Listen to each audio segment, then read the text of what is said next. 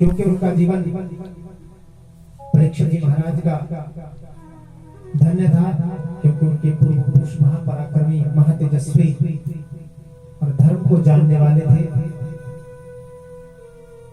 उनका जीवन इसलिए बचपन से ही परीक्षित जी महाराज के जीवन में दृढ़ता थी।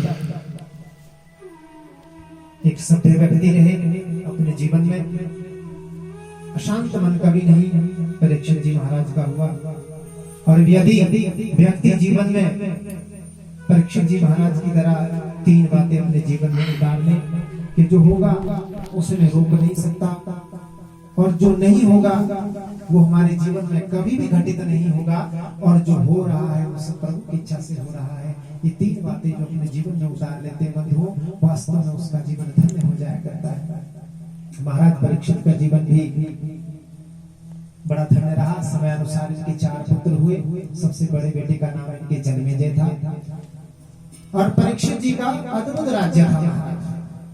3 चीजें इनके राज्य में बड़ी निःशुल्क प्राप्त होती, शिक्षा, चिकित्सा और न्याय।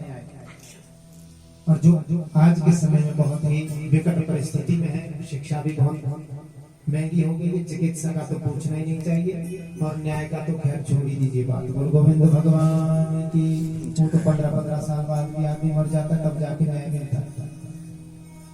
लेकिन ये 3 चीजें शिक्षा, चिकित्सा और न्याय परीक्षित जी के राज्य में निःशुल्क और जल्दी तुरंत प्राप्त होती थी। ऐसा हमारा पूर्व पुरुषों का बनाया हुआ सभ्य कानून था। जिन चीजों के लिए आज के समय में जिनको मनुष्य को न जाने कितने वर्षों की प्रतीक्षा करनी पड़ती है, वो परीक्षित जी के राज्य में तुरंत प्राप्त होता था, जल्दी प्राप्त होता था।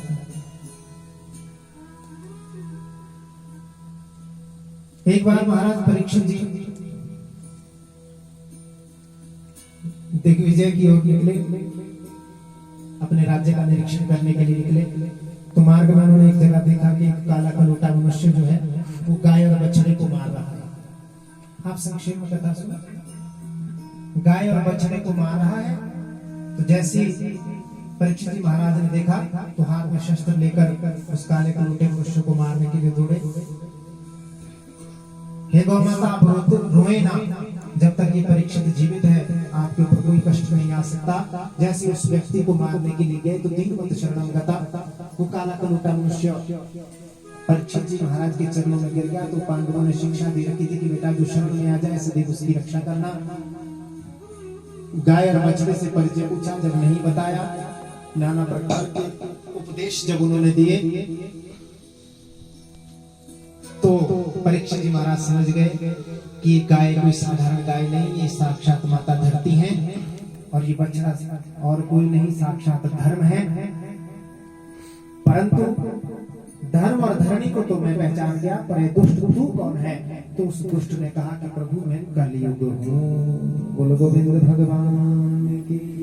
अरे कलयुग तू मेरे राज्य में क्या कर रहा है? चल जल्दी मेरे से राज्य से निकल जा। तो परीक्षित जी महाराज को संबोधित करते कलयुग कहने लगा कि संपूर्ण धराधाम पर तो आपका ही राज्य है।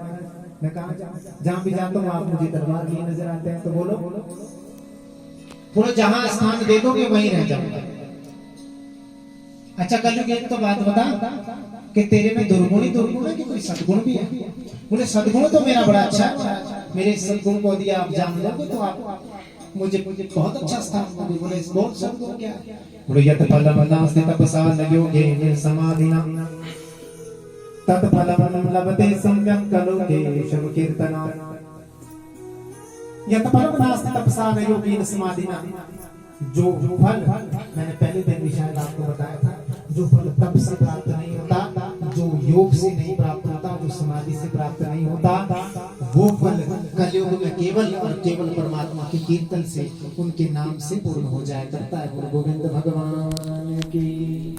नाम संकीर्तन सर्व पाप प्रणाशनम, जिसके नाम संकीर्तन से ही सभी पाप समाप्त हो जाता है। और शास्त्र कहता है कि कलयुग केवल नाम आधारा, सुमिर सुमिर नर उतर ही पारा। कलयुग में केवल नाम ही एक आधार है, जिससे लेकर मनुष्य इस शरीर को देह को त्याग कर परम पद को प्राप्त करता कहता है अरे कलयुग तेरा तो बड़ा अच्छा स्वभाव है, चले तुझे स्थान प्रदान किए।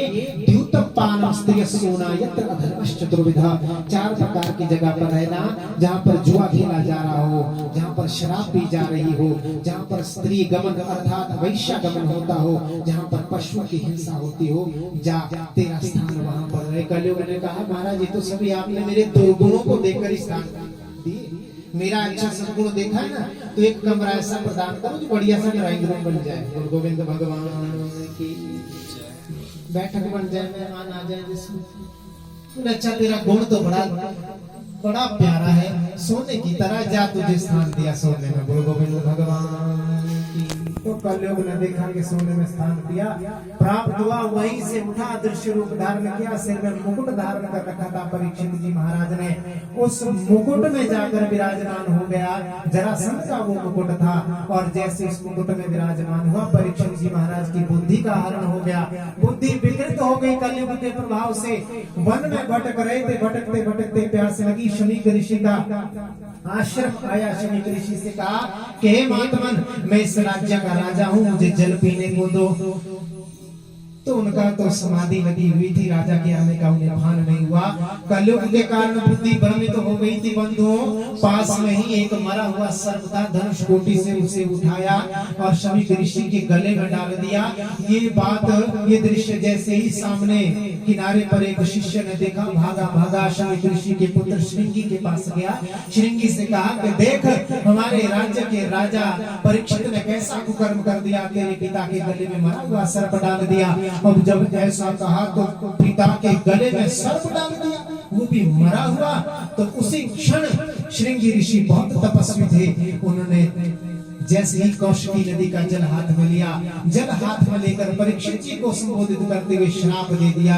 क्या परीक्षित, इति लंघित मर्यादं तक्षका सप्तमे अनि दक्षति संकुलागार तो में द्रोहम। हे परीक्षित, जा, तूने मेरे पिताजी का अपमान किया, सदैव संतों का सम्मान में तेरे पूर्वजों ने किया है, और आज तूने उसी संत का अपमान कर दिया। जा परीक्षित, मैं तुझे श्राप देता हूँ, तूने मर्यादा का उल्लंघन किया है, ये तेरी मर्यादा नहीं है। जिस सर्प को तूने मेरे पिता के गले में डाला है, वही 7वें दिन जीवित होकर तक्षक रूप में तुझे डसेगा और तेरी मृत्यु हो जाएगी। गुरु गोविंद भगवान की। पिता को जब ये ज्ञात हुआ कि मेरे पुत्र ने परीक्षित को श्राप दे दिया है, अपने पुत्र को डांटते हुए कहा कि बेटा ऐसा नहीं करना चाहिए था। अरे परीक्षित महान तपस्वी है, जिनकी रक्षा करने के लिए साक्षात भगवान श्री कृष्ण ने गर्भ में जाकर जिसकी रक्षा करी, तुम इस महापुरुष को श्राप दे दिया। पुत्र को डांटा।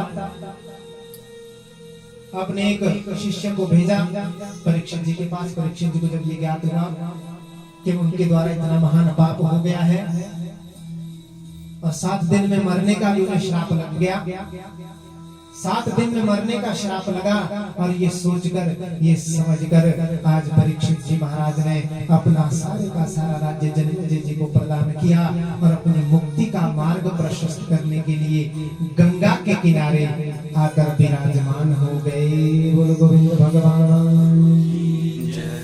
अभी सभी संतों को ये ज्ञात हुआ कि हमारे परीक्षित जी महाराज को श्राप लग गया है 7 दिन में मरने का, तो सारे के सारे संत जन वहां पर आने लगे। कहाँ? परीक्षित जी महाराज के पास, शुकताल के निकट, जहाँ पर सुखदेव जी ने भाव के साथ परीक्षित जी को कथा सुनाई थी, वहां पर आ गए। आने लगे नाना प्रकार के ऋषि, 88,000 ऋषिगण संतगण आने लगे कि हमारे परीक्षित को मरने का श्राप लगा है।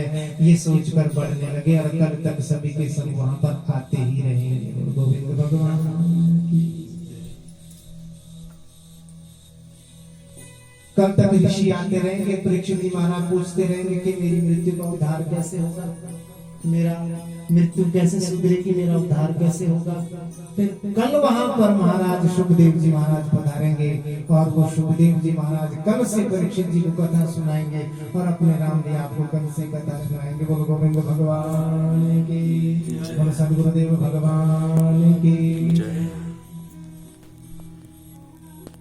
परम पूजनीय सदगुरुदेव पंडित श्री निधराम शर्मा जी की पुण्यतिथि पर श्रीमद् भागवत महापुराण